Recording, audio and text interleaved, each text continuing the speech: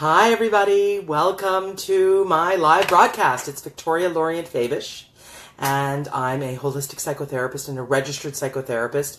And I want to just, come at you about something that is, I feel, really important because we all have childhoods, and many of us have, childhoods that were, something to be survived. And I want to just speak about the notion of what we learned in childhood. And a lot of people that I work in the office, they come in sort of as seasoned, battle, scarred people that have come through a childhood, and now they're in their adulthood.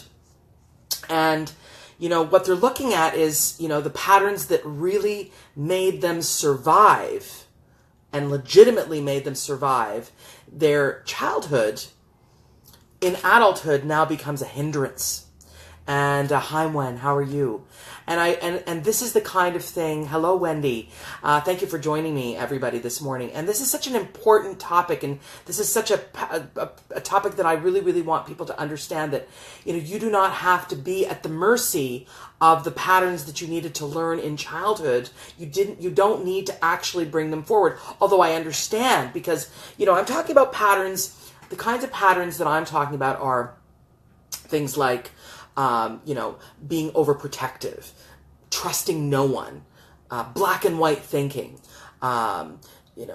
possibly muting your own, hi, Andrea, muting your own, beautifulness, muting your own, really covering up your own personality in order to, these were things that were legitimate patterns that you needed absolutely to survive the childhood. You needed to be protective. You needed to not trust. You needed to be able to bob and weave, when you're dealing with, some people do it through food. What was your way? People do it through different ways. Control, obsessiveness, eating through comfort, to comfort oneself. All of these things, legitimate. I applaud as child, during your childhood, that you used these things, that we all use the variety of things to survive the childhood.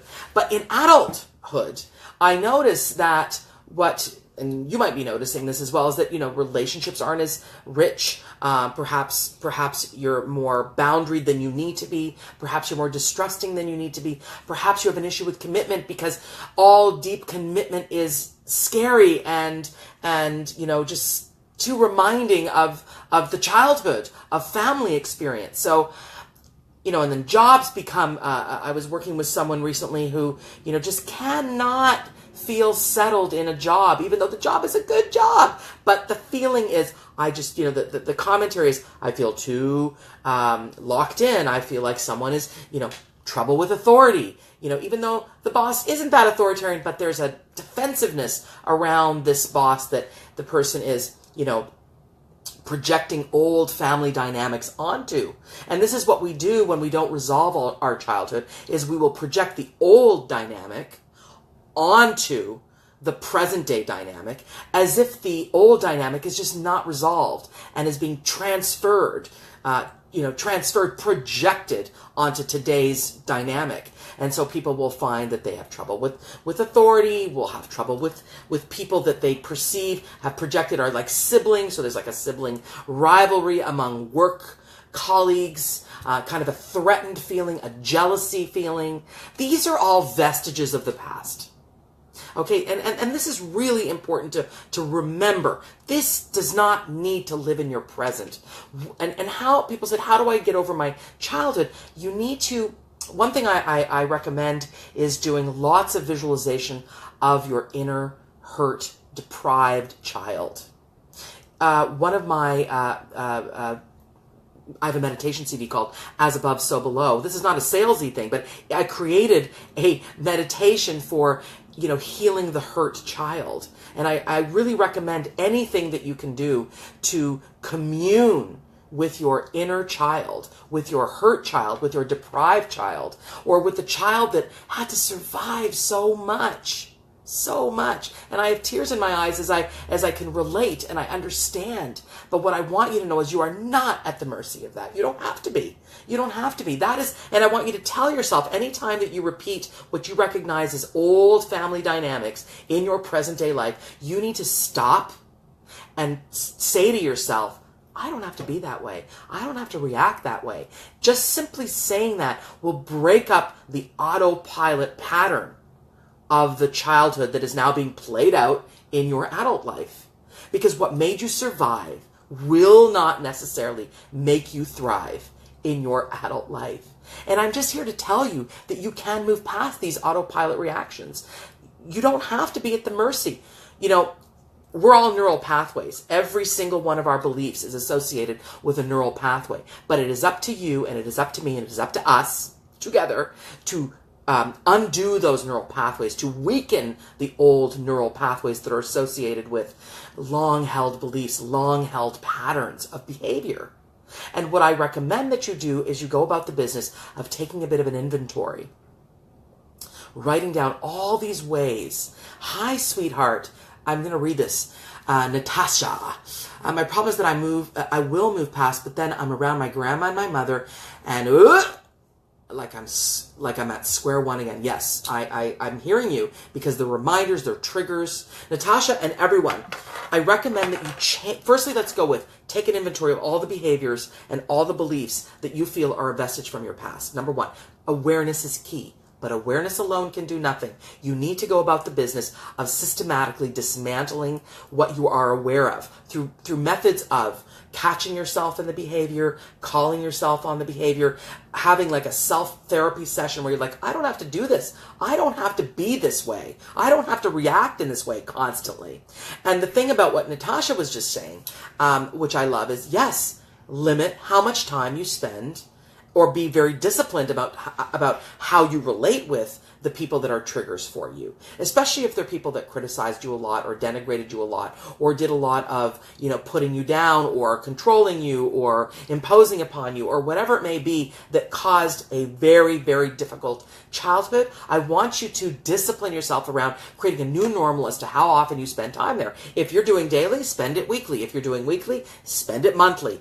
Or if you're doing a daily call, do it once a week. If you're doing a once a week call, do it once a month. In other words, limit your time with toxic energy. And also don't amputate these people, because you still have a lot to learn. You have things, you know what you got to learn? Discipline of your reactions, not being reactive to people that may not appreciate or love or are critical or judgmental of you. These are still people that are your greatest teachers. So I don't say amputate wholesale all of these people. I say work with them in a kind of a homeopathic way, where you're taking a little bit of the toxicity and then you're working with it so that you're more able to cope with it, so that it's not so affronting to you. So it's good practice. It's good discipline. And I really feel like people need to understand that you don't just cut them all out. You do less of it, so it's not so difficult, but you work in a way that you're like, I'm going to work as the adult with this relationship. I'm not going to just react like the kid, So it's an important changing of dynamic of how you deal with these people that are quite triggering for you. Boy, I could go on about this topic. This is such a powerful topic. Now, please share this video, because I feel it's really worth people hearing about this. Not everybody knows that they don't have to behave like they did as a child simply because they learned these very, very important ways of being to survive. They can do something different. Now, somehow Facebook has stopped me from posting on different groups, so I can't share this, so you share it, please. That is my ask of you, if this feels valuable to you, of course. If not, don't worry about it. Hop on over to visualizationworks.com, which is my website, visualizationworks.com. And you know why I called it that? Because when you visualize, you can change your reality. It is so powerful. And I love visualization of making peace with your hurt, inner, deprived child. This is crucial, okay? Imagine that you are a loving parent with this child. Imagine that you are someone who gives unconditional love to this child. Imagine that you, the adult, takes you, the little person, and you are embracing this person, are giving this person love, connection, support, unconditionality, all of that, and visualizing it, the brain does not differentiate between real or imagined in terms of our biochemistry. And so when you do that, you actually are healing an aspect of yourself. It's very powerful. So check out my first book, Find Your Self-Culture, Moving from Depression and Anxiety to Monumental Self-Acceptance. Man, I talk a lot about childhood here. I talk a lot about childhood.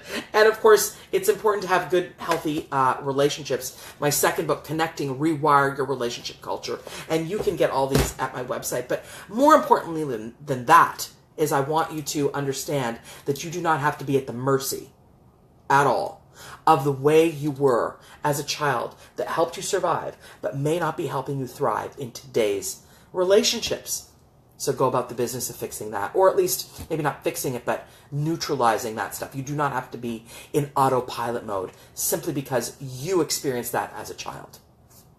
Blessings, and I love you, and it's sunny in Toronto! Yay! Sunny, sunny, sunny. I need the sun, so I'm very happy when it's a blue sky here in Toronto. We're heading toward spring. Have a great day. Mwah. Boom. Hi, Jennifer.